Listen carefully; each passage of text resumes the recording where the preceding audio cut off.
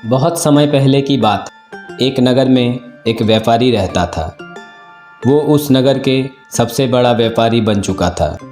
नगर में व्यापारी का नाम बहुत ही मशहूर था।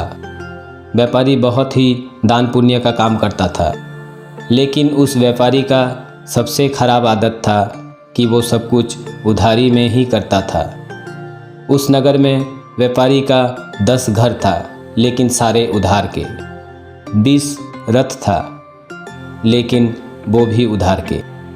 व्यापारी इतने भोग विलास में डूब गया था कि सुख देने वाली सारी वस्तु उधारी में ही खरीद चुका था, और इसका प्रभाव धीरे धीरे व्यापार में भी पड़ने लगा।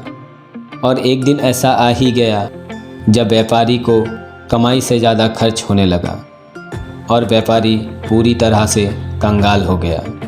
उसे सुख देने वाली सारी वस्तु उससे छीन लिया गया। उसका घर, उसके रथ, सब कुछ नीलाम हो गया।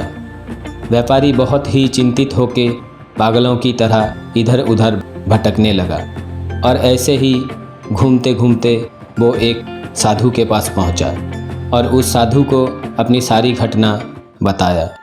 व्यापारी के सारी बातें सुनने के बाद साधु महाराज बोले, तुम्हारे समस्या का समाधान तुम्हारे समस्या के अंदर ही है, क्योंकि तुम अपने हर इच्छा पूरा तो कर रहे थे, लेकिन उधार में कर रहे थे। मतलब तुम्हारे इच्छा किसी और के ऊपर निर्भर है, क्योंकि जिस दिन तुम अपने इच्छाओं की कीमत नहीं चुका पाओगे, उसी दिन तुम्हारी सारी इच्छाएं तुमसे छीन लिया जाएगा।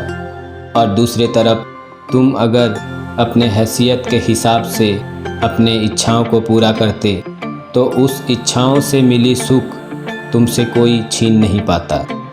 साधु महाराज की सारी बातें सुन के उस व्यापारी को समझ आ गया कि उधार करना ही उसकी सबसे बड़ी गलती है, जिसके वजह से आज वो रास्ते पे खड़ा हो गया और मन ही मन सोचने लगा, अभी से जो भी करूँगा अपने हैसियत के हिसाब से ही करूँगा।